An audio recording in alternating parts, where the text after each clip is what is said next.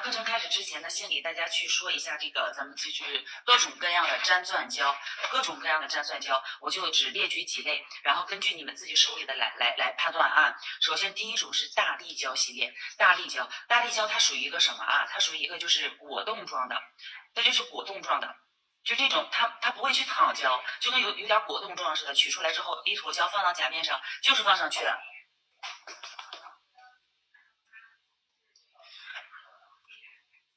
给大家弄一点啊，找个橘木棒给大家看一眼。大力胶为什么那个之前在几年前那些钻为啥不用大力胶都能粘结实？所以说现在很多新产品是为了能快速让所有的新老学员们都能快速的就是开始做美甲，所以产品也会越来越多。来看啊，这种果冻状胶的放上去，它不会淌胶，就是怎么动它都不会动，怎么放它都不会，几乎就不淌胶的这种。就是不流动的这种啊，这是第一种胶。然后现在我们大多数粘大饰品来说用的都是这一种，粘贴大饰品用的都是这一种。然后还有另外一种什么，咱们一些就是之前常用的这种专门的粘钻胶，它属于一个这种偏流动性的，看到没有？它是有这种拉丝状偏流动性的，像这种呢，我们适合就是之前说实话，在没有大力胶之前，我们都是偏向于用的是这种胶，放到夹面上放钻，但是它会淌。那大力胶呢，它怎么都不会淌，这是这两种胶的区别。然后还有一种叫果冻粘钻胶，它其实就是跟大力胶是一样的，就是这种它不会淌胶的，是就这么一块一块的这种感觉啊。相对来说，现在市面我们常用的基本上就这种，一种是流动性的，一种是不流动性的，还有需要让大家注意什么呢？就是我先把这个咱写下来啊，咱先把这个写下来，包括这一个也是，这个它也是属于一个就是不是特别的那个，就介于这刚刚这两种中间，但是它的粘稠度、它的牢固度巨结实。来看啊，来，首先粘钻胶，我们先去了解这个粘钻胶，就以后大家根据粘贴不同的饰品、不同的甲面层次去选用不同的胶，所以说这个大家必须要了解。然后新手小白就可能说是不太懂，刚刚给大家演示过了，对吧？像但凡是大力胶系列的，大力胶啊，还有叫做果冻粘钻胶，就名字会各种各样。就是现在有新学员，有新报课的学员，有新报课的学员啊，大家就是可能。我听我说的这个行业里面的东西比较少，但实际上很多产品，比如说这个大力胶一模一样的产品，我可能过一段时间我会再换个名字，再取其他的名字再去售卖。这样呢是为了保证产品的一个更新度，然后一直有新产品出现，然后美甲呢这个行业又会不停的购买，又会有很多的新美甲师入行业，就总觉得因为自己技术问题还是到底是产品的问题，不停的去买东西。所以说啊，大家以后进入这个行业以后，不要就是随便去买，你就想一想，在没有大力胶上市，就是到时候市面售卖以前，我们用的这种传统的粘钻胶，为什么都也能粘得结结实实的，对不对？所以说有的时候不在于产品，更多的在于我们手里的这个小手艺，好不好？好了，这是我们这一种胶，这种呢它就比较粘稠，非常粘稠，比较粘稠的果冻状。然后它适合去粘贴什么呢？像这种呢，它适合去粘一些就是需要牢固度比较高的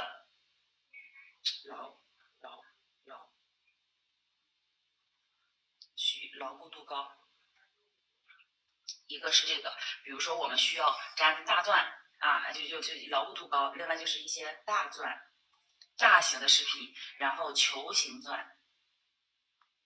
大钻、球形钻，然后这一系列的一些这种包括异形钻啊，还有什么这种各种各样的蝴蝶结啊，就这种我就统称为异形了。异形饰品，异形的饰品不叫异形钻啊，这个就是各种各样的这种都可以用这种大力胶、果冻胶来弄。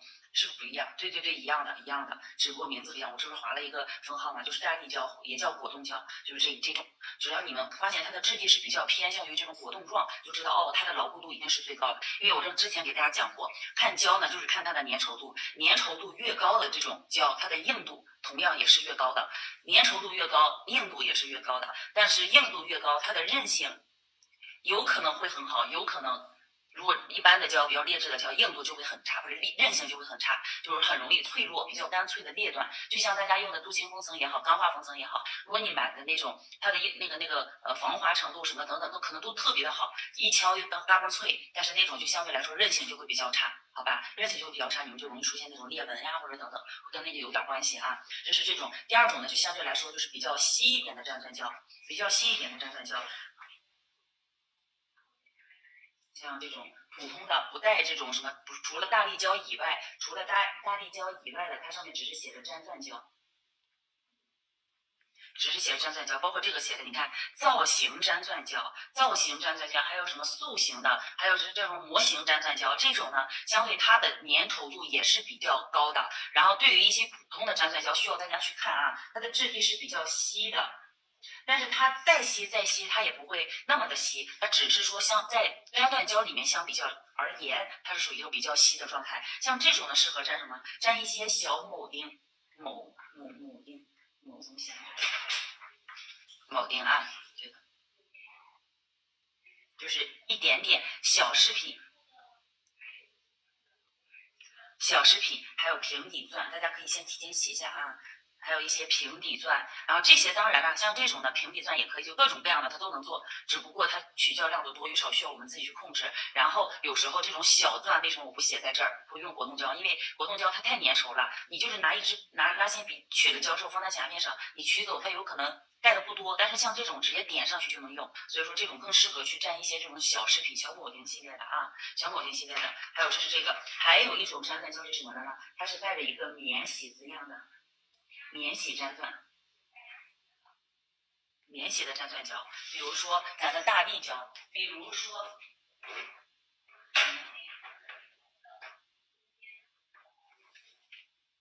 等会儿啊，给你们去拿那个大瓶。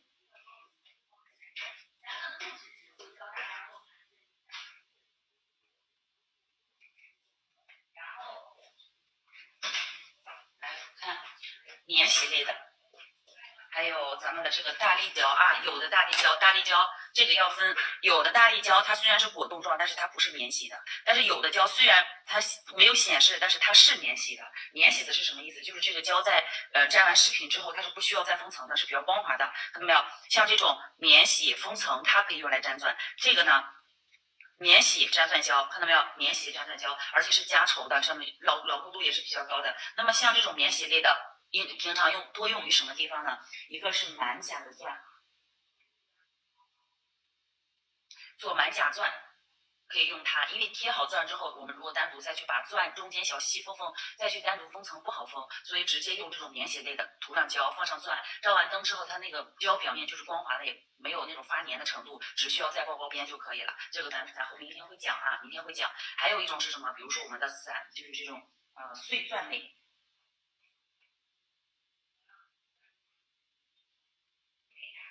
碎钻类的，然后满甲的那种粉类的，就各种各样的毛呢粉类啊，这些都可以用它，因为用它粘完之后是不需要再封层的，我们就需要用到的是免洗类的这种粘钻胶，好吧？只要是不需要再封层的，都需要用到免洗类的粘钻胶。然后它还可以用什么？用来包饰品的边边，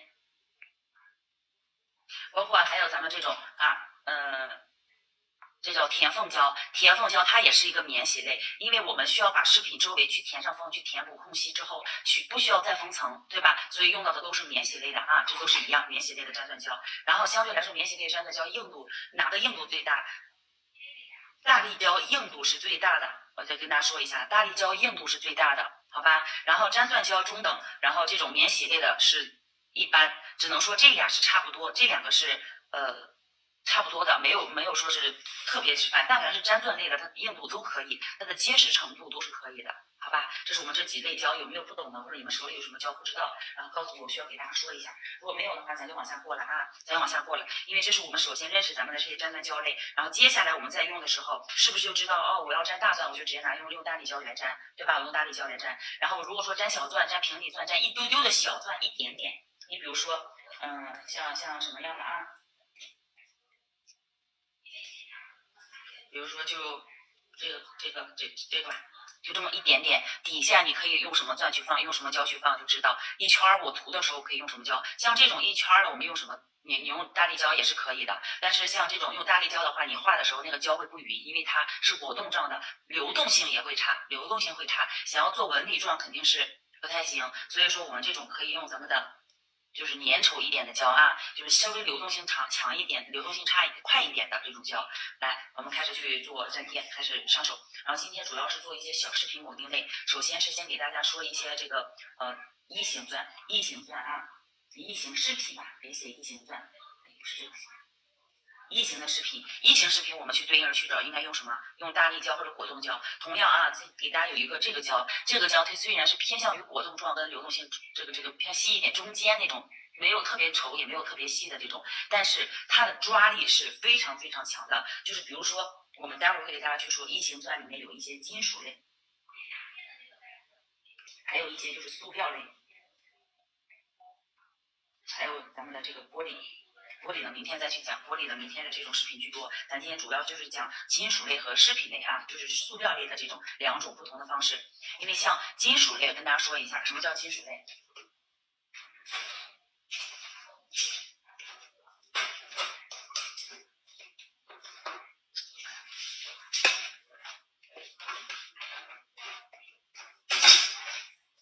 来看一下啊，像这些钻，看到没有？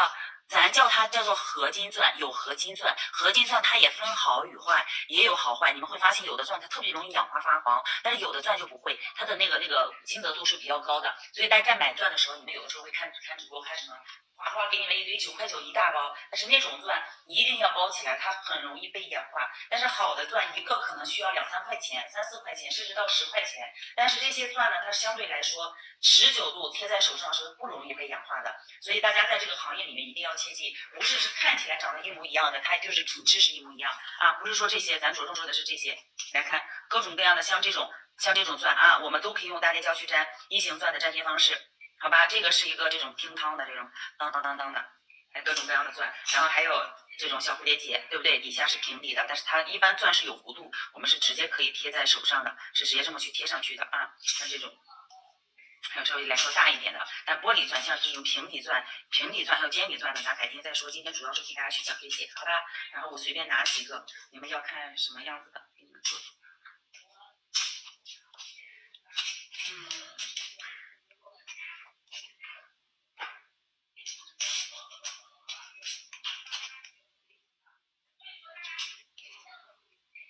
我多找几个形状啊，尽量都给大家呢讲到，好吧？尽量都能讲到。还有一些塑料制品，塑料的就这种，啊，比如这种大熊，对吧？还有一些，你看，还有一些这种纽扣饰品，就是美甲里面真的各种饰品都有，啥饰品都有。你要说是这些塑料制品类的，就偏向于这种蝴蝶结呀、塑料蝴蝶结呀，这种粘贴起来是牢固度会差的啊。尤其你们常用的这些，我都拿一下，常用的这些我都拿一下。这些是很容易有个什么问题呢？就是掉，整假的去掉。然后珍珠这些属于平底钻，明天还有哪个大的多大的？这不是有大的吗？你要多大的？大的粘贴方式和小的是一模一样的，大的我粘上去你没有看不见它这种，这个行吗？这个够大吧？还有这种大的，就你们要看什么，咱这有的基本上都有啊，基本上都有。像这种的，它两边肯定是开口的，两边是肯定是开口要张出去的这种。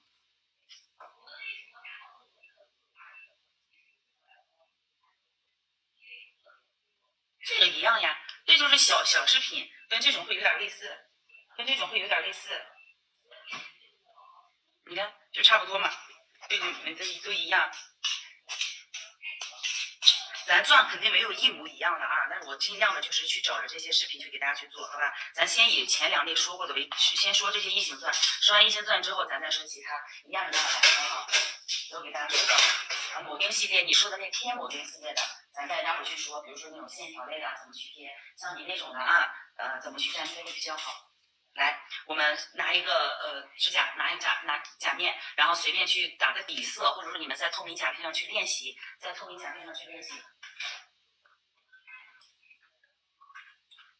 比如说咱们在贴钻的时候，贴粘贴饰品，像这种钻怎么去贴？看一下哈，其实我贴几个你们就明白，一贴就明白了。首先来说，金属类的，像这种金属类的、合金类的啊，它怎么去贴？有大的有小的，有大的有小的这种，看到没有？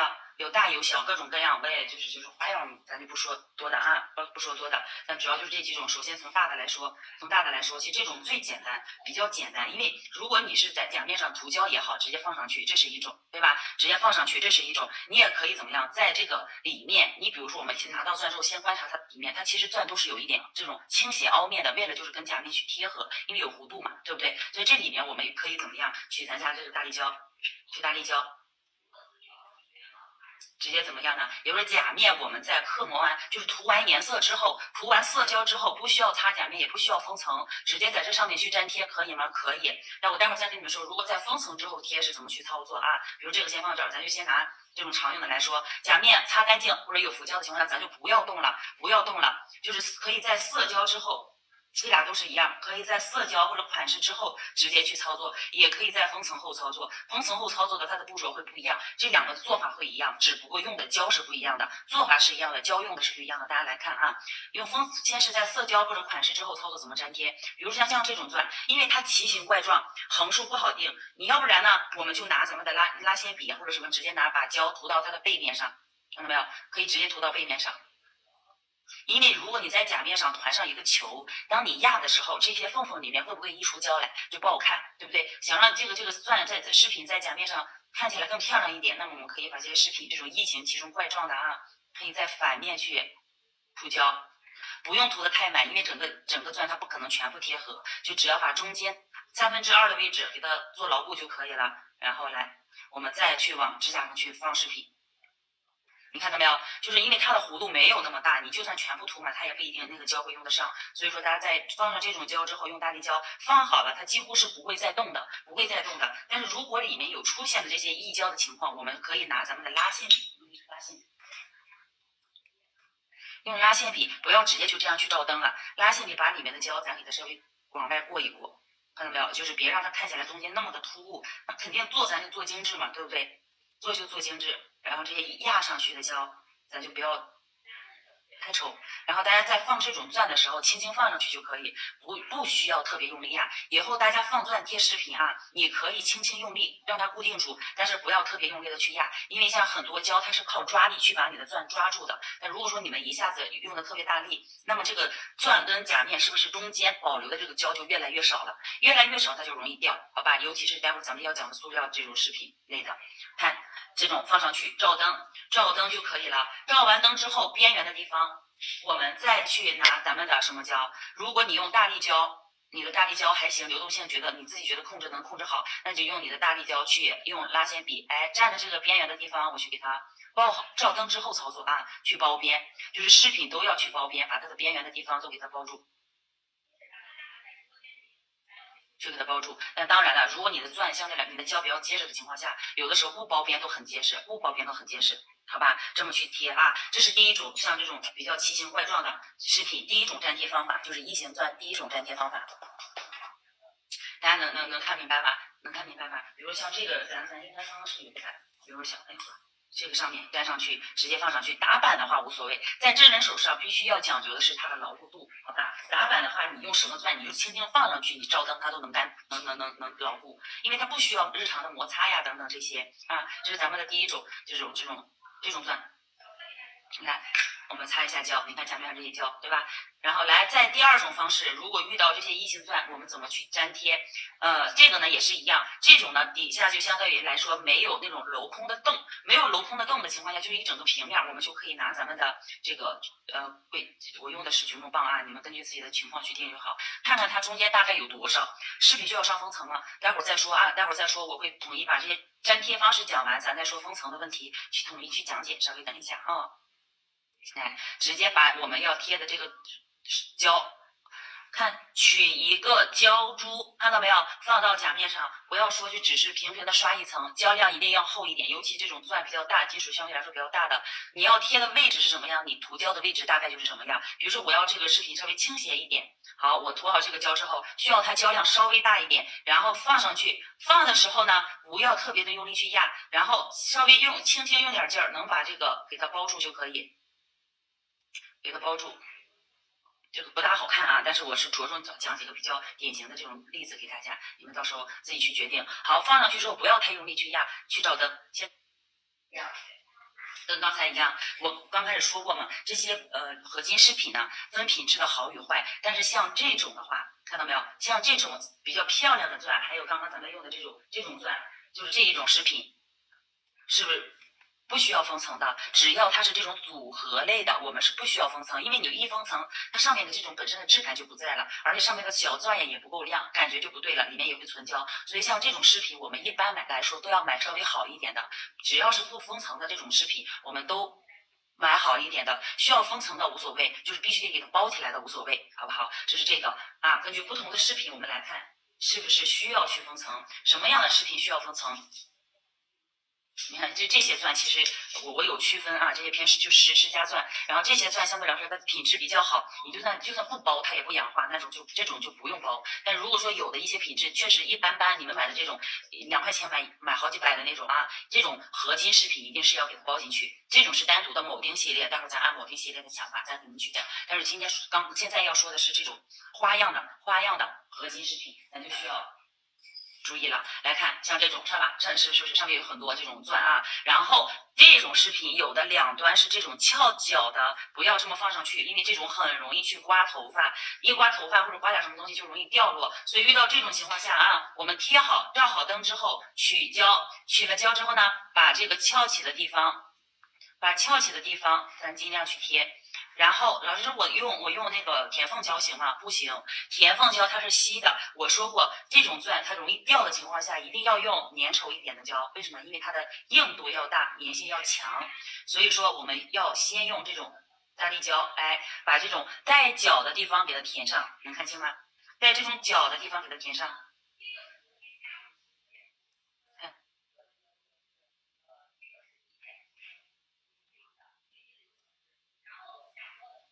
填上去啊，填好之后来边缘，比如说边缘有些胶，大家在涂钻的时候有溢出去，不要这个样子就结束了。我们需要用咱们的光疗笔啊，或者用这个小平头、小圆头都可以，无所谓啊。用水笔也可以把这个胶擦一下，过渡一下，就是不要有那么明显边缘的胶痕迹，然后稍微铺一下，给它铺匀，过渡出，因为一封层它就看不出来了呀，对不对？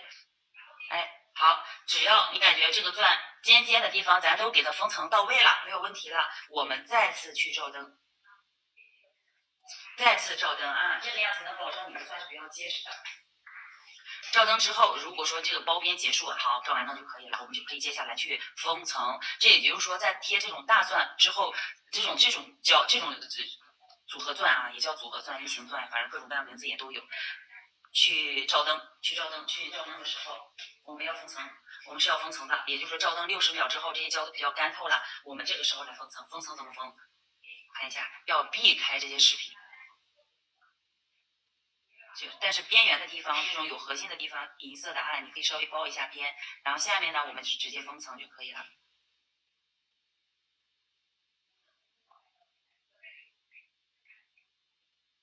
就是到目前来说，咱们的学员这几千学员里面，贴钻出问题是比较少的。贴钻里面唯一容易出问题的是什么？一个是尖底钻不会搭配，不知道怎么组合；第二个就是像那种玻璃钻、那种极光钻的容易掉，还有塑料钻容易掉，别的问题基本上都不大。所以你们把这个看好，很简单的啊。好了，来封层，这样是在饰品之后封层的，那还有一些，比如说像有些钻，比如说这种，还有你刚刚那个同学拿的那个，你就不知道该怎么去画，涂到甲面上先铺胶，先做出纹路来，还是怎么样？来看，拿你的镊子。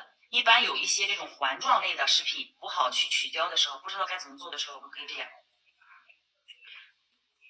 用大力胶就行啊。我用这种细一点的胶也行，因为这些属于一个饰品偏小的，不是那种特别大的，偏小一点的饰品，我们可以用这种细一点的胶。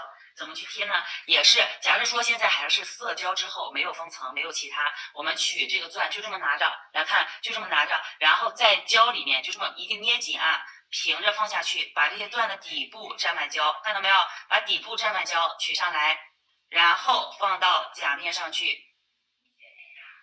放到甲面上去，这么去粘贴，能看明白吗？这样呢，又能保证你这个钻底下都有胶，又能保证你涂的这个胶不会多不会少。如果有过多过少的胶，我们应该怎么样？还记得吗？就是先把边缘多余的胶给它过渡，就是边缘卡在钻周围的胶，哎，要牢固一点，要满一点。周围的可以在甲面上，我们就这么散出去。待会儿封层呢就会被挡住，就不会那么难看啊。还有这些多出去的胶，看到没有？这些比较稀的胶它就容易淌，大家做的时候就多注意。你也可以用它去蘸大力胶，也是没有问题的。来看，这就贴好了，贴好之后照灯。贴好之后照灯，照完灯之后还得取咱们的拉线笔，把刚刚的这一类的饰品去给它包边，一定要包边。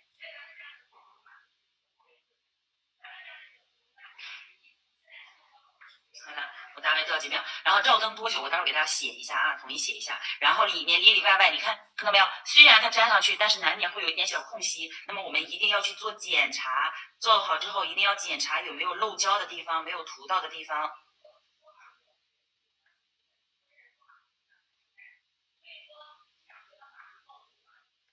哎，给它包边，挨个包，包好之后，中间胶一定看起来要平滑，边缘的胶要平滑，不能有高有低的那种状态，做出来不好看。如果有高低不平的时候，我们需要拿笔去给它过渡自然，然后再去照灯，好吧？但是包边一定要包到位，包边一定要包到位。比如说第一层照灯多久之后，我们去包边，我给大家写一下，我把这个去照灯啊。学方法，来。就是照灯时间，首先不管是什么样的，我们在放上去之后，放好饰品之后，我们需要先去照灯1分钟起，1分钟起啊，也就是说，有的你们的灯瓦数不一样，有瓦数低的，有48瓦、36瓦，还有20多瓦，还有10几瓦的灯，10几瓦的灯你们都可能都要照到3分钟以上，3分钟以上啊。所以说这个需要大家自己去测试，先去照灯1分钟左右，照灯的时候放好饰品。照灯1分钟左右，然后把你照灯的时候，你让顾客的手去这么转一下。比如说像这种特别大的钻，你就算涂上胶放进去，光打的时候它会有一点点余光折射到里面去，但是它侧面是不是基本上照不到？所以说像这种大钻，让顾客在里面这样旋转着去照灯，或者侧面照一会儿，然后反过来再侧面去照一会儿，让那个灯打到这个钻里面去，要不然它里面的胶是不干的，好吧？它里面的胶是不干的，所以说。这种大家要多多注意，有些钻比较大的，你涂的胶比较多的，容易被挡住的，一定先去旋转着手去把这个大钻固定住，然后再来包边，不然周围的胶都干了，但是这个胶中间的地方的胶有可能都还是软的，好吧？还是软的，这种大钻就更不用说了，就更比较简单了啊，就比较简单。比如我们看好一些什么做好的款式，上面去加这个饰品，随便加这个就都很好看。饰品最简单了，但饰品也挣钱。之前多少年前那美甲店指着什么赚钱，就指着贴饰品，尤其是过年的时候，一个大钻80、100，比你去贴个甲片都贵。对不对？那时候你不贴还不行，过年大家都喜欢不灵不灵的。那个时候啊，这几年前，现在过年都不一样的，喜欢的东西都不一样了。好了，来，这是我们在就是平常所有的饰品在这个色胶之后去粘贴，然后照灯1分钟之后拿出来，1分钟到2分钟啊，1分钟到2分钟拿出来之后，你们自己去整理着记，拿出来之后我再去包边，一定要包边。包边呢，照灯多久也是1到2分钟，也就是说我们照灯的贴钻照灯都在1到2分钟左右，好吧？这是我们在饰品之后去封层的。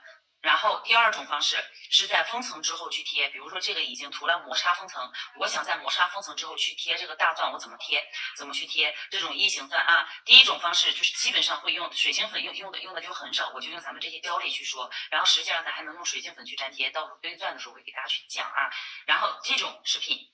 我们要在这后面去贴钻的话，是不能在封层、亮封也好、磨砂封层也好，直接去粘贴的，不结实。因为封层它比较就是防划痕呀、防水、防油、防污，完了你胶堆上去，它可能有粘性，但是肯定不如没有的要牢固一些。所以当我们想贴这个饰品，我们先大概比量一下这个饰品会跟甲面贴合面具体在多少，贴到什么位置，然后我们拿咱们的这个锉条也好，用打磨机也好，把我们要贴钻的部位去给它打磨一下。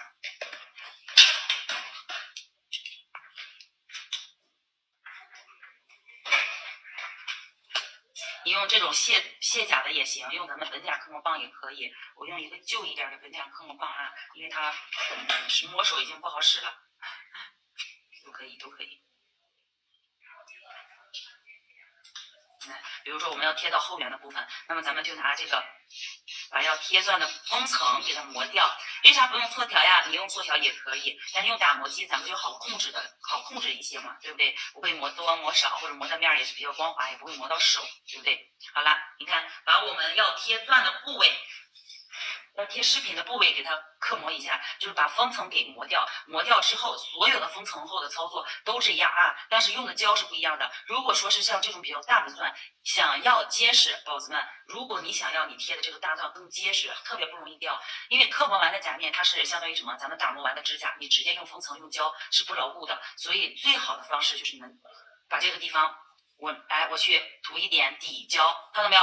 我涂一点底胶。先去照灯，很多老师会说，在大钻那个封层之后，可以直接去贴钻。然后这个粘钻胶，它跟咱们光疗胶也是一样，它也属于光疗胶的一种。它如果说我们为什么说在色胶之后粘结实，在封层之后粘就不结实？因为它面光滑，所以它跟别的胶也是一样的。我们想要这个地方更结实，可以在封层之后的这种封层后贴钻，我们需要先打磨贴钻的部位。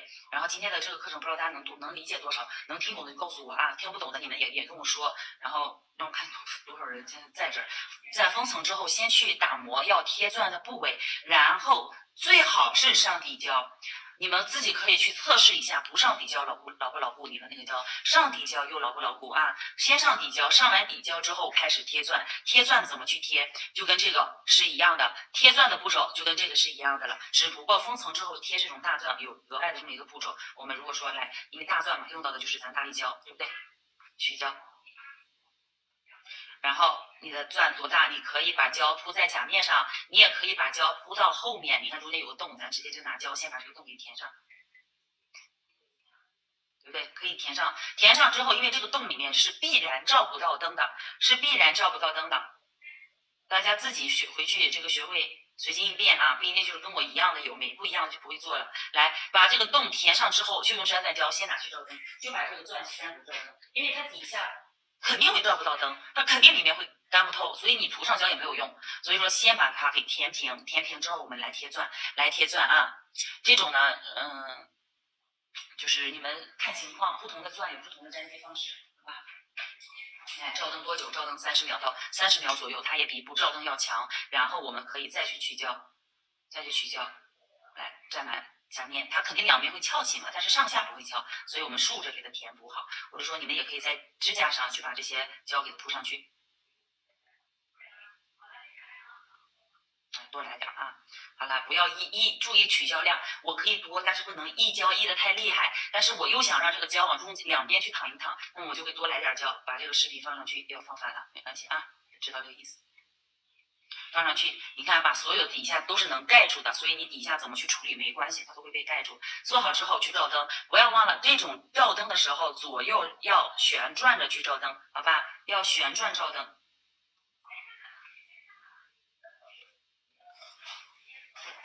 这个时候就拿着了，先是正面放进去，不要放进去立马转，先固定这个胶，然后左右旋转，左边照成30秒，右边照30秒，然后再旋转着照一下，多照一会儿。这是这种的一个粘贴方式啊，这种粘贴方式就是一型钻的。如果说还有这种其他风格你们不懂的，告诉我，好吧？金属类的钻的粘贴方式基本上就这么多，然后我们再来看塑料类的，我把这个划掉，从毛砂写吧，好不好？省得大家看不清楚。塑料类的钻啊，你看你们只看我的课件有可能看不懂，但是跟着去看就明白的多了。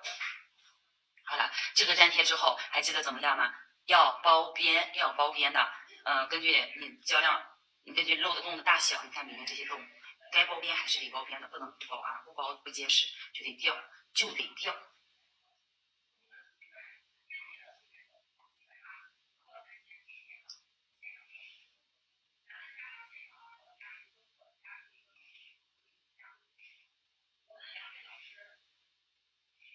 好了。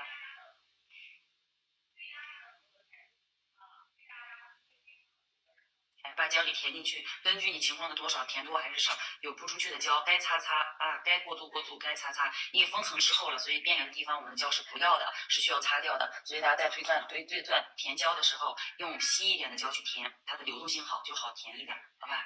好了，来照灯，把这个照干，塑料。来，我再接下来说塑料制品。塑料制品在贴的时候，如果用咱们传统这种大力胶去贴，只需要牢记一点，就是要把你所有的这种塑料制品的这种蝴蝶也好，小花也好啊，各种各样的，哎，这种都一样。不要压到底，不要压到底，也就是说，在取完胶我放假面，正常我们是用力去是不是要往下压一压？那这个呢，就让胶跟假面中间一定要残留一些胶，残留一些胶。像这种呢，是大家最容易掉的一些饰品，所以有额外一种专门去贴这种塑料制品的胶，它会更结实。市面上没有说是现在这么宣传啊，都是说是作为山寨胶系列，因为像这种山寨胶，它又能粘这种塑料饰品，又能粘合金饰品，又能粘其他，什么都能粘，非常结实，放上去你想动都动不了，就这种感觉。所以说。来，像这种怎么去贴？怎么去贴？我就贴一个大家常用的这种蝴蝶的，再贴一个这种大的小熊的，好吧？然后贴这两个，大家来看。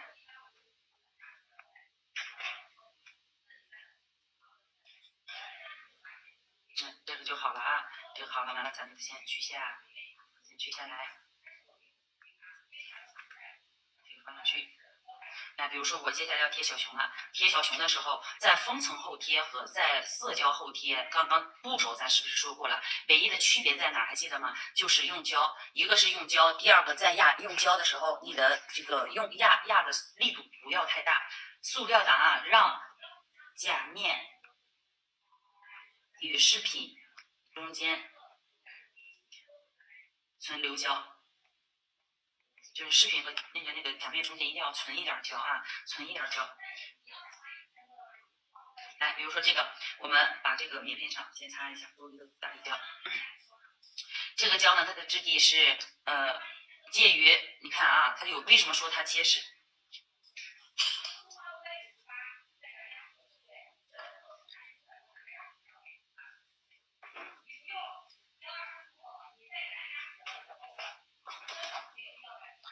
陆老师在外面直播，来。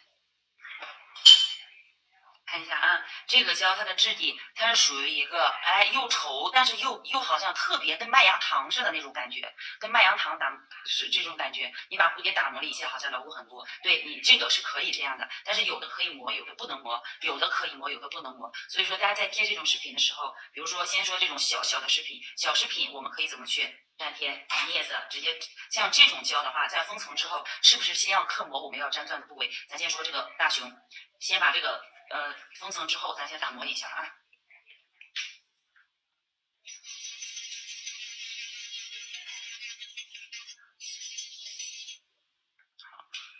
好，你要贴钻多少，你打磨就要磨多少，不要磨多磨少。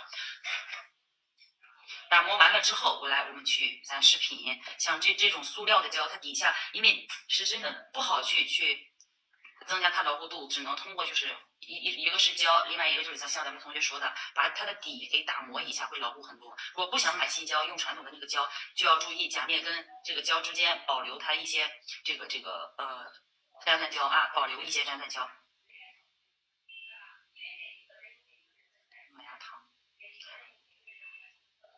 放上去。它是一个圆，但是它的接触面压下去就是一个椭圆。来，多来点胶，看到没有？稍微多一点的胶，然后把我们的想要放的饰品放上去，底下，用这个胶去压一下，但是不要特别用力，用力的胶就会溢出去，就粘性就会变弱啊。但是我们贴的时候稍微轻轻的放上去，就不要太用力，让胶把这个饰品给它抓住。用胶把饰品给抓住，不封层还用打磨吗？不用打磨。刚刚不是讲过吗？封层前贴和封层后贴，它的操作方式是不一样的，像这个胶几乎都不用涂底胶，都很牢固的啊。好了，放上它之后，我们先去照灯，放好之后先去照灯。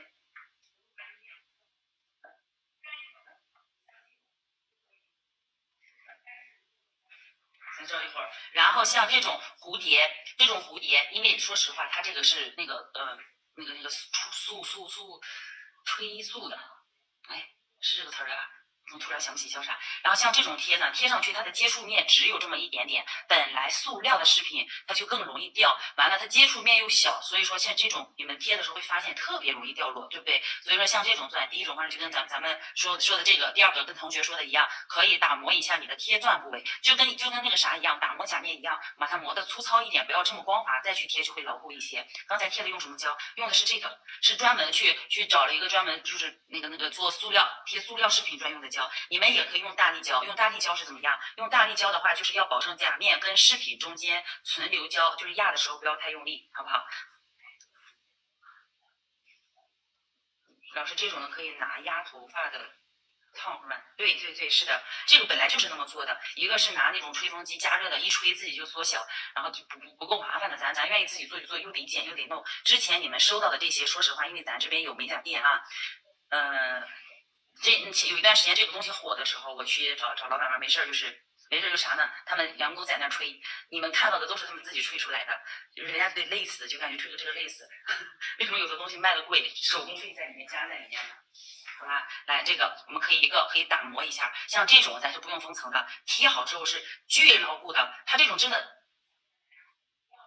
你就是有你们贴的那种塑料饰品，有的时候用这种胶可能会掉，但是用这个胶它就不会掉。就是有的那种麦芽糖类的那种胶啊，特别粘性比较强，这是一个直接贴上去都不带用封层，这种饰品表面是不用封层的。但是像这样的，你们能封层就要封层，就给它包起来。包起来的目的不是说为了让它增加牢固度，而是这种东西它会掉色，就跟珍珠一样会掉色，好吧？来，像这种怎么去贴啊？我那个小手呢？刚刚这个位置我不是打磨过了吗？然后取咱们的这个胶，一般贴塑料饰品，你们准备2瓶胶，一瓶就3瓶胶，一瓶大就是粘稠一点大力胶，一瓶稀一点的胶，一瓶像这种胶就可以。这种胶价格普遍都比较贵，就买的都很贵，因为它的密度要高，它的里面成分不一样啊。来，把这个小饰品一点点，不要点多了，你看，就想拉断都可粘稠。来，再放咱们的饰品。说这个在封层之后贴的这个小蝴蝶啊，你们也可以在封层之前去贴。然后贴的时候注意，你可以在这里面再轻微去蘸一下。这一次蘸呢，不是说取的是中间，而是为了把这个蝴蝶的两边，除中间往两侧过渡一下，也来点胶，也来一点胶。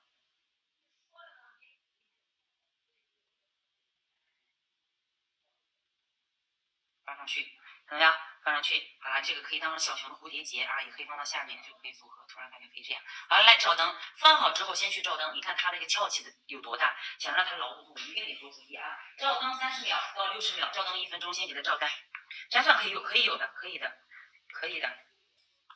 这个胶就是一个万能粘钻胶，你比如说你们有了它，如果现在手里没有这种粘钻胶的话，买一个它就够了，买了它就够了。另外再单独买一个这种英式免洗封层，画有的时候画一些免洗的纹路，或者用这2个胶备一下就行。这个胶有时候太粘稠，它不适合去做一些纹路，因为你们看刚才我放涂胶的时候，它拉丝会拉的比较长，就长时间你要画个线条画出去，光拉丝的长度也会影响你的操作，所以这种呢它适合就适合粘钻，各种各样的钻。学员会便宜一点啊，学员价格低一点。好，来看，像这种塑料制品，我们贴上去，你看我就是在这儿，你用力抠是能抠掉的，是能抠掉，因为刚刚照灯时间不短，所以说像这种钻为什么会掉？你用力它就能掉，怎么办呢？像这种钻，注意啊，贴好之后一定要周围要包边封层，整个给它封起来，然后照灯时间一定要够。我刚刚照灯了25秒钟，我就拿出来了，所以它胶不够硬。像这种胶粘稠硬度要大一点的，照灯时间要久，硬度越高的胶，照灯时间就要越久一点。比如说像光疗胶跟这种底胶，是不是照灯时间不一样？底胶可以30秒钟就干，那个光疗胶就不行。光疗胶就不行啊，所以说贴这种饰品大家要多多注意，来，我重新贴一下啊，贴上去，我教大家后续怎么去操作会更牢固。刚刚咱说话期间不是我就拿出来照的时间会短一点。一般我贴的话，我就直接这么贴了，我也不往上堆钻，我堆胶，直接这么放上去。来，注意看啊，先固定底下，照灯的时候左右旋转，宝子们，左右旋转。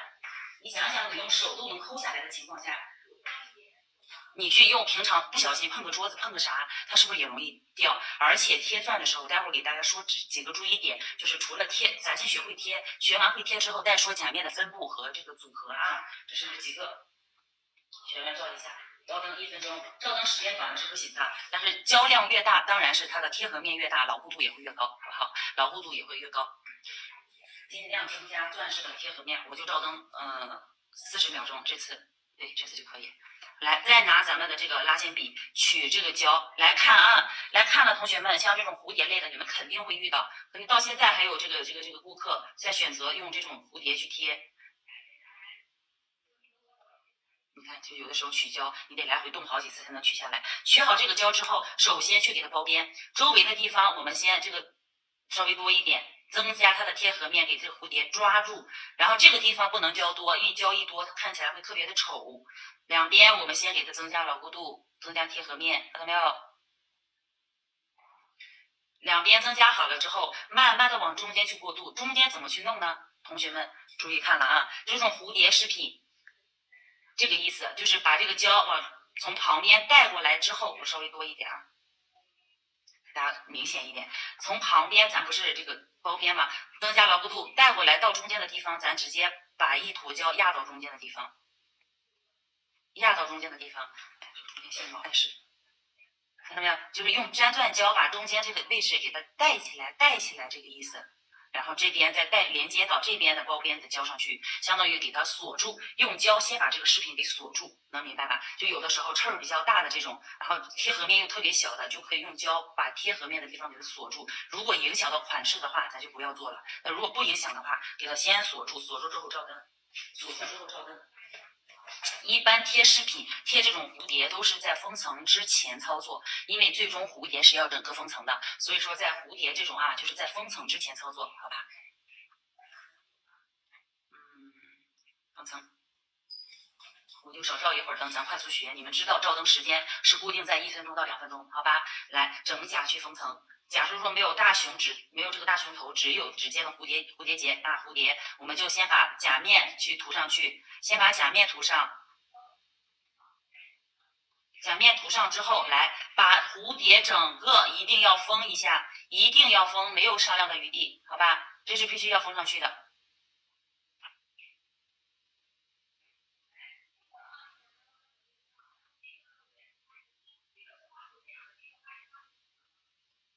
不要忘了边边，封层就算上了，它也会这个封层时间磨一磨，有角呀什么也会磨掉、磨开，然后容易掉。但是至少就算封层掉了，有这个钻把这个饰品抓住，它也会更牢固一点，好吧？也会更牢固一点。这是这种蝴蝶塑料这种饰品的一个粘贴方式来着的。能把封层包过去，然后你要贴珍珠也好，贴什么也好都一样。像这种最好是都要去封层，封完层呢，你可以把刷子立起来，做出它的纹路。但是封层最好是有，好吧？因为这些小熊也比较可爱，但是你用这种胶呢粘会牢固一些，会比普通的大力胶更牢固。哎，这小熊真可爱，小果冻熊，可爱可爱。好了，这个会了吧？塑料饰品的。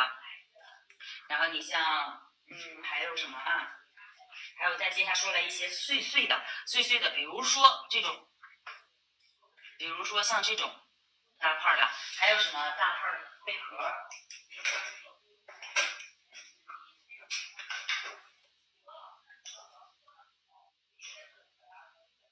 大块的贝壳，像这种对吧，都是常用的。还有一些大珍珠，圆形的珍珠，珍珠我给大家说，今天用珍珠用的少，用一些小珍珠。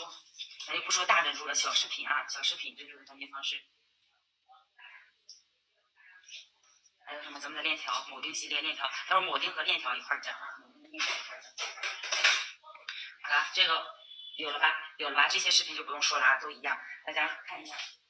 照完灯封层啊，这个咱也做好了，就是几种的粘贴方式。来，接下来再看，像如果说是我们要贴一些这种铆钉系列的，不是铆钉系列，就这种大饰品它一般配合什么会比较多呢？配合晕染和单色。比如说我们不堆钻的时候，是不是会加上这些？你看用石头，我让你们没事出门去捡石头，捡小石头也可以用，对吧？石头这种珍珠，里面小的珍珠饰品啊，这些都可以加进去。咱也可以和这个铆钉饰品一块去讲，先把这些小小的小铆钉单独去说一下啊。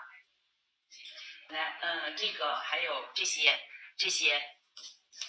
我这放的应该不多，这个待会儿去讲。哎，怎么去贴啊？这种怎么去贴？这种有的时候单色呀、做晕染、做什么任何款式加进去都会比较多。像这种的话，一般就是在色胶之后，可以在色胶之后去贴，也可以在封层之后，这个都一样，好吧？任何饰品都是一样的，封层之后贴是要打磨，封层之前贴就不用打磨。然后取胶，直接这样的，比如说我们根据我要看这个饰品的大小，我确定我在讲面大概在什么位置，要涂多少，取一块胶。哎呀，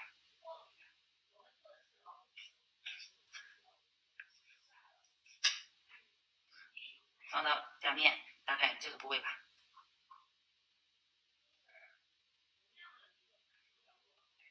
好，放好之后，哎呦呵，哎呦呵，哎呀，把我们喜欢的这种饰品直接放上去，这个有点大，然后这种的吧，放上去，轻轻的放啊，一样的，都是一样的饰品嘛。轻轻的放，胶中间有点粘性。好了，你看一整个这个做好，然后大家在贴这种钻的时候，先在目测是不是这个珍珠要超过了整个指甲右侧边缘的这个甲沟线，对吧？我们需要把饰品往里来一点。就是大家贴这种饰品的时候，你的俯视图一定切记，你可以跟这个侧沟线目测在一条水平线上是跟它平齐的，但是不要超过它，超过它就会去那个啥，显胖，就会显胖。中间呢，我们就把这立体的珍珠放上去，你看就夹在中间就好，夹在中间。喜欢珍珠放珍珠，喜欢这个金色的小铆钉，我们还可以放铆钉，对不对？都可以，是这个意思啊。然后我这个里面还没有加小饰品。一般小铆钉我用的比较多，我这是这种成包的，但你们买一般不会买到这么多，这一包价格会比较，你们买的话会比较贵啊，会比较贵。但是饰品这里面东西比胶要那啥。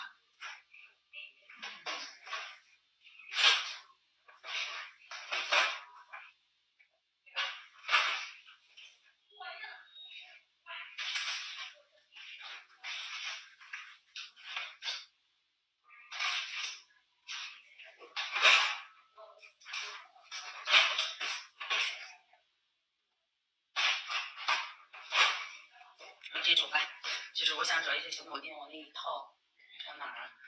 陆老师在哪儿啊？好，来看，还有这种，你看这个胶的好处，你放到这儿半天，我就拿来拿去，它都不带动的，对不对？然后我们中间可以加一些金色、银色的，根据喜好去往上怼。这个其实加一个小链条，或者说加点单纯的小细线，就是细线啊，会比较漂亮。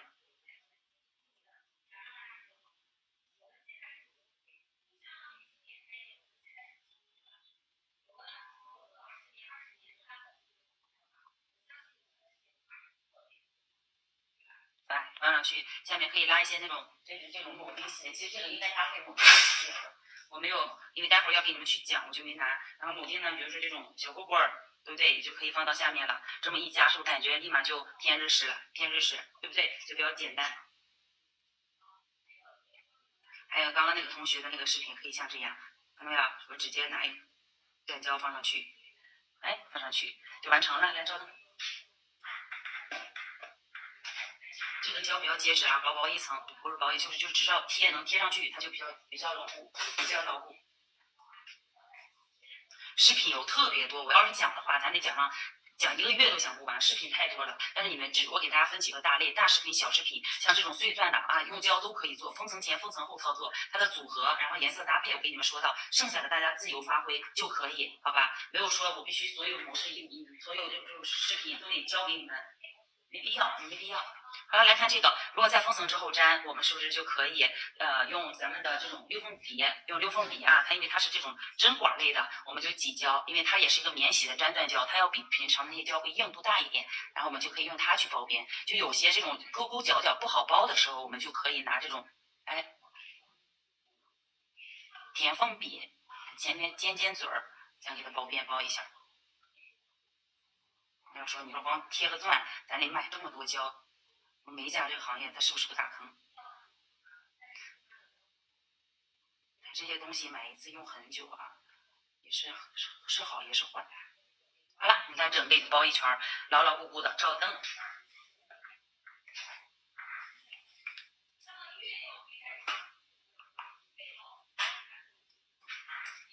上灯完了之后，如果需要封层再整体封层，不需要封层的话，把这个饰品来注意听了啊，看黑板，把这种合金的还有贝壳类的啊，这种带白色的银色的这种东西，最好是整个给它包一下。你是不愿意包，如果说你不愿意，指甲底色很好，你不愿意包，你可以直接包好边之后，你单独再去拿这个六封笔这种稀一点的粘钻胶，单独把这个饰品给它包一层，但是是一定要包的，尤其是珍珠，还有这些这种黄色的小铆钉饰品，很容易发黄。很容易发黄，但是一定要给它包起来，但是不能包的过量，包的过量中间就没有这种凹槽感啊，就没有凹槽感。我们待会儿，因为为什么让你们先去包好填缝，填完缝再去包呢？这样你就算擦掉一些，它也没关系，好吧？是这个意思。具体呢就看款式需要，基本上有咱做指甲，但凡能花钱能做款式，它指甲它也不可能一直留上2-3个月才来做，所以基本上1个月就是差不多要开始发黄的时候，刚刚好就可以换款式了，好吧？就是这个意思啊。好了，来我把这个照一个灯。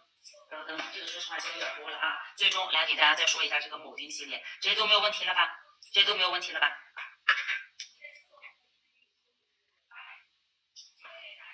可黏的这个胶。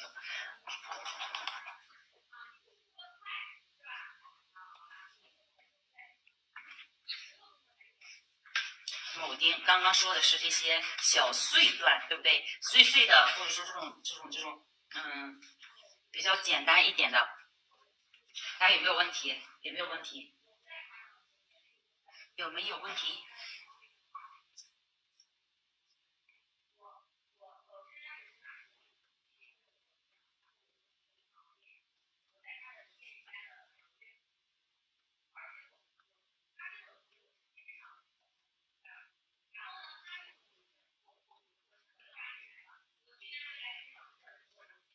来，我给大家写了一句话啊，类似于珍珠、贝壳、巴洛克的这种饰品，一定要用封层包起来，一定要用封层包起来啊！这是咱们刚刚说的这个，有贴极光钻用胶水的，用胶水，我试过，我尝试过，也会容易掉啊，会容易掉，因为玻璃制品它那个材质在那摆着，你用什么它都会容易掉。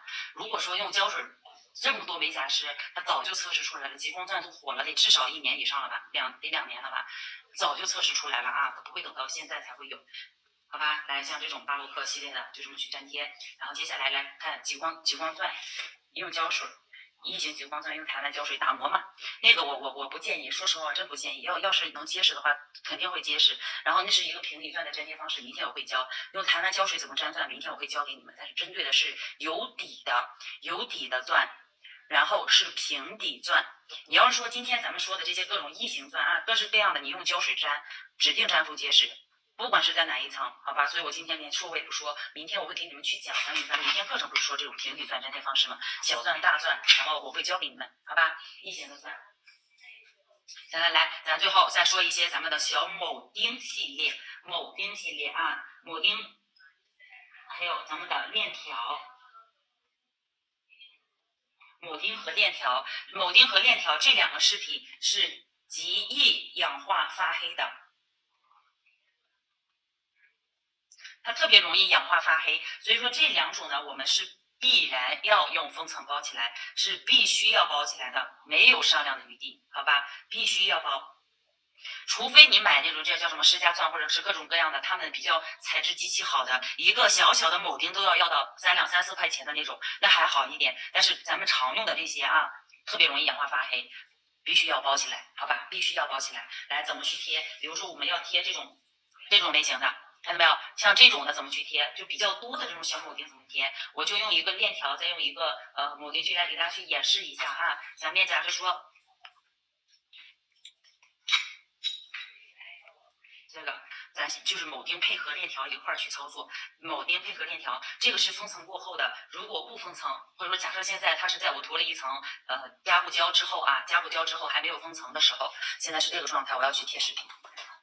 先擦一下甲面多余的我手上的油汗。好，擦好之后，在这上面我要去贴饰品的话，怎么贴？如果全是小铆钉，你只需要整甲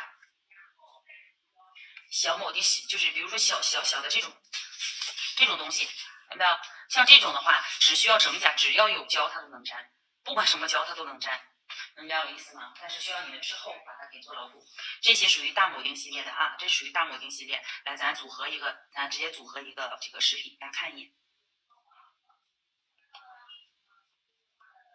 比如说像蛇纹，蛇纹的话，它一般跟金色都比较搭，你随便弄点什么链条放上去，它看起来都挺帅的，随便放一放都挺帅的啊。但是像这个，咱就尝试着换一个，比如说像这种取胶的话，我们只需要用镊子捏住去蘸胶放上去就可以，这样是最快，然后最稳妥、最能牢固的一个方法。不要在上面去画，没有用啊，不是没有用，是容易画跑偏。然后像这种我们需要大的啊，这种各种各样形状贴的跟甲面需要特别贴合的这种，我们可以在贴之前先放上去看一看，因为每个人指甲的弧度是不是有区别。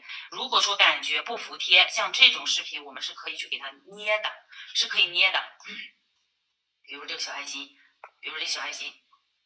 然后我要放上去，哎，就突然就感觉好像有个地方翘边翘得很厉害，对不对？翘得很厉害，我们就因为这个比较软，就拿镊子，看到没有？用这个地方不要用尖尖啊，我这个镊子已经被我捏坏了，用尖尖，哎，往下一折，就折成一个有弧度的，再贴，它就完全贴合了，看到没有？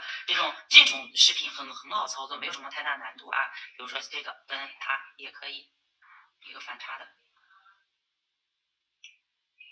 啊，心形呀，包括这种圆的呀，就不用说了啊，用的是最多的。然后包括跟刚刚的这种这种风格的，它也可以加进去。有的时候它加不好加怎么办？哎，我想用一半儿。我们如果有那种半圆类的，比如说这种可以加上，对不对？可以加上去放上去，这种半圆也可以去捏。但是如果没有半圆，你只有圆，我们这个圆是可以给它剪断。剪断的话，一定要用到的是塑形剪，就是钻视频它有好多种做法。我希望今天能多讲一点，能让你们有多少有点启发。看，对吧？这个视频减大减小，你说了算，这些东西又不贵，几毛钱、几分钱的。哎，你看我怼上去，对吧？这又是另外一种做法。这些视频都算是偏铆钉系列的啊，但是小铆钉咱给它列举为整个一类，什么类呢？就比如说小小的这种，还有什么啊？哪里？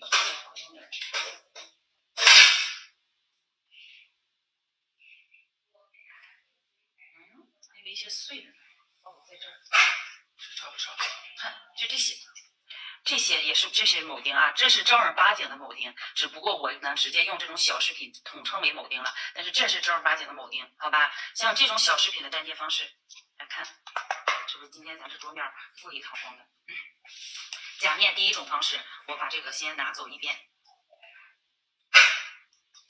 一种呢是你在贴其他钻的时候直接塞进去就可以了，然后如果说是在甲面上的，比如说像刚刚就那么一点点，只有一点点的情况下，我们可以取胶放到上面，就这么一丢丢。如果只有这一点，好，我需要这个完了，去它放上去。这种大家金色、银色可以常备啊，这是一个常用的饰品，很常用的饰品，因为这种饰品它不仅可以单贴，它还可以进行组合。我记得有一年过年的时候，我就用铆钉做了一个爆款，就是发个圈儿，完了天天的去店里的一整年，我不知道做了几十双手，上百双手是有。那会儿还在做顾客啊，看看这种直接放上去单贴粘住就可以了，照灯。然后这是一种方式，还有一种方式，这种小的东西怎么去贴它？假设说我们现在来甲面直接整个涂，如果说我们是在封层前或者封层后，只是在局部的话，我们可以只把这个地方咱铺上胶。还可以整甲去涂加固胶，用这个呢就牢固一点，也可以整甲涂加固。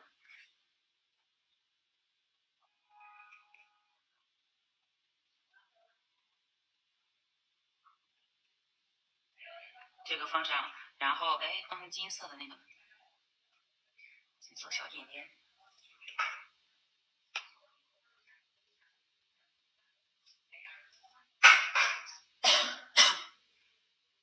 那小点不在了，咱用这个吧啊，就用这个吧。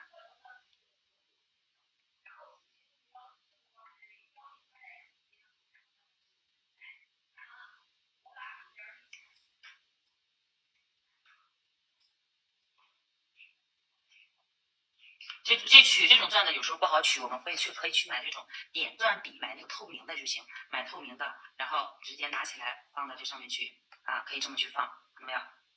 可以这么去操作啊，这是一种方法，这是一种方法。另外一种呢是直接整甲涂加固去放，就是这种小铆钉，一点点的小铆钉整甲涂加固就可以了。咱先把这个照灯，把它照灯，就是涂加固是什么意思啊？我先前照了几秒钟，加固胶，小小的东西加固胶就能解决。比如说有的时候我们在做到款式，做好这一层。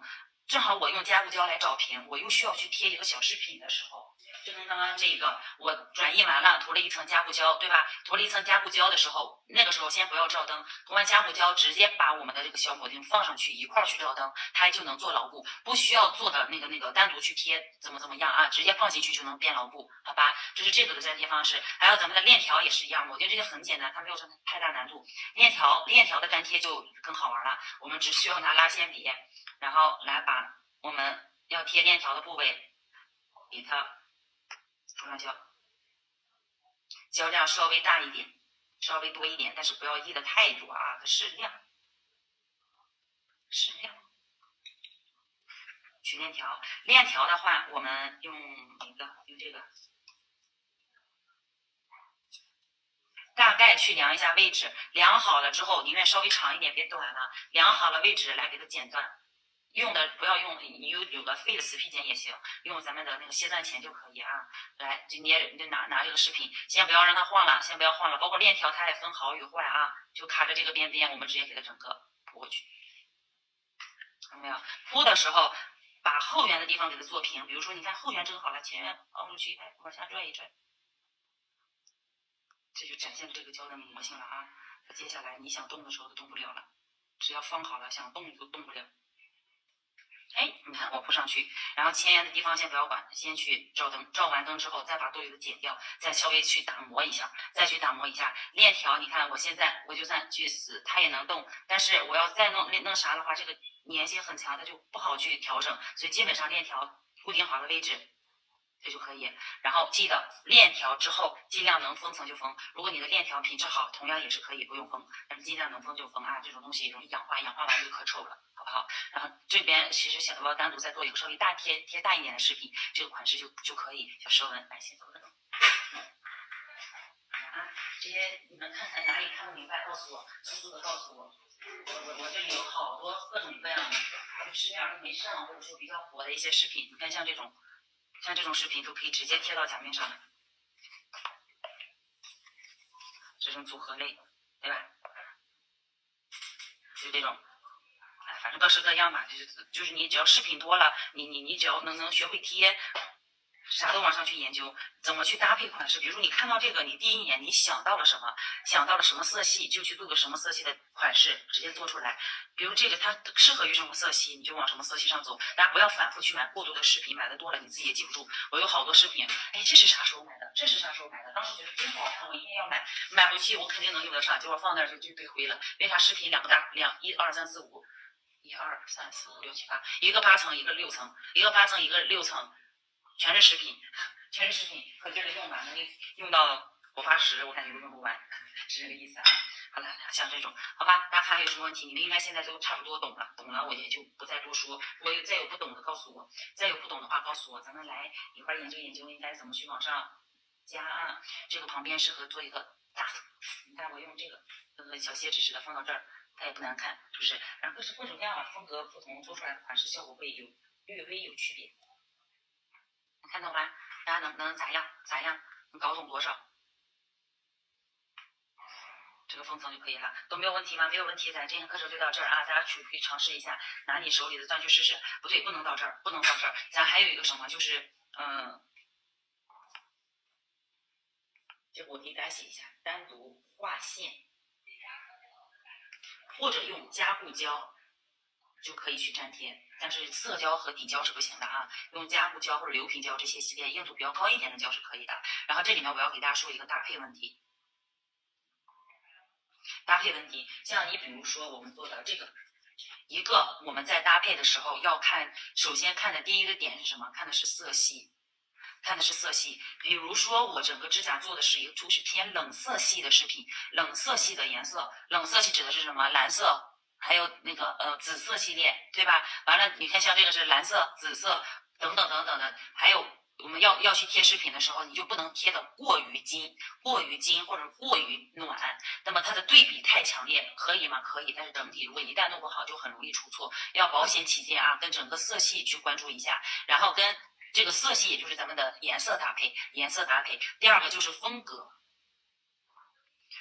比如说底下你看做的比较偏向于那个这种海滩风、沙滩风一点，哎，是不是偏沙滩风一点？那我加点贝壳就可以，加点这个就可以。如果说我是做的这种偏温柔一点的，对不对？小丝带，那我链条加进去，小珍珠也加进去，感觉就要对一点。那我要做的这种酷的感觉，蛇纹这种，对吧？那我是不是饰品就要彻底的豪放一点？就这个意思，豪放一点，单独什么线？单独画线，然后像这种，波点，它就相当于什么赫本风珍珠黑白色经典搭配这种小这个，就根据风格去选择你的饰品搭配。你不能说我画一些珍珠，刮我在这堆一个金色的链条，肯定不对，对不对？肯定是不对的。款式整体看起来是比较偏温柔啊，偏公主感觉，那你饰品就偏公主一点点嘛，对不对？然后还有一些其他什么，就是好多款式太多了啊，我就随便抽了一些来。然后就这个意思，一个是通过你颜色搭配，第二通过你的风格去找饰品，然后在搭配饰品的时候，首先是选择，在搭配饰品的时候我们要注意什么啊？搭配饰品的时候注意饰品之间的颜色，这是非常关键的一个点，包括以后咱们堆钻饰品之间的一个颜色，比如说都是暖色系的，哎，成为一套，对不对？黑白色、黑白灰不做，它是一个五彩色系啊，黑白灰它不属于颜色，然后色系代表着什么？黑白就是红黄蓝，绿色、黄色等等，这些属于一个色系，比如像这种，你看色系整体是偏向于这种，对吧？那我饰品往这上面去加没有问题吧？对不对？是不是没有问题？链条加进去，那你饰品整个是偏向于这种就是花里胡哨的这小花儿，我不太喜欢这种风格啊。看有的人就喜欢，那他们出来的饰品是不是就可以这种温柔粉色花儿做雕花也是红色的花儿，对不对？然后加上适合什么加钻亮钻，那就一种风格一个样子啊，一种风格一个样子。对不对？是这个意思。所以在饰品之间也要注意它的颜色搭配。你这个地方，黑白色它可以和什么颜色都能搭，黑白色都能搭。但是如果说，什么意思呢？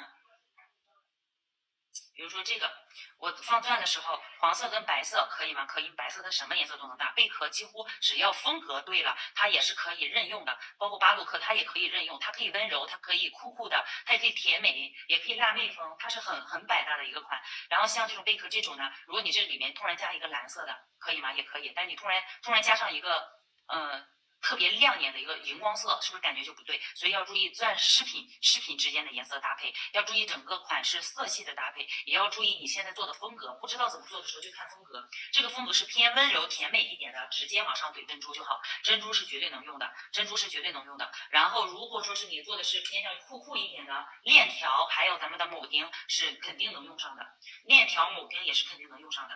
这都是常用的一些啊，你要说是偏向于这种彩绘系列、晕染系列，那我们的贝壳纹路、贝壳片肯定也是能用上的。还有一些金线呀等等，这些就更不用说了，就做法也是比较多，视频太多了，不能说完全给大家说到，然后常用的东西给大家说明白，你们慢慢研究，很简单，真的就是在视频里面学员问题是最少的。贴饰品学员问题是最少的，好吧？大家去找一下啊，把这个风格搭配也注意一下。还有什么问题？现在快问一下。单独画线加固及易氧化发黑，必须要包色系风格饰品之间的颜色搭配，这是个搭配两个字儿，一定封层包起来。是这些字儿啊，如果你们不认识，就给你们念了一遍，好吧？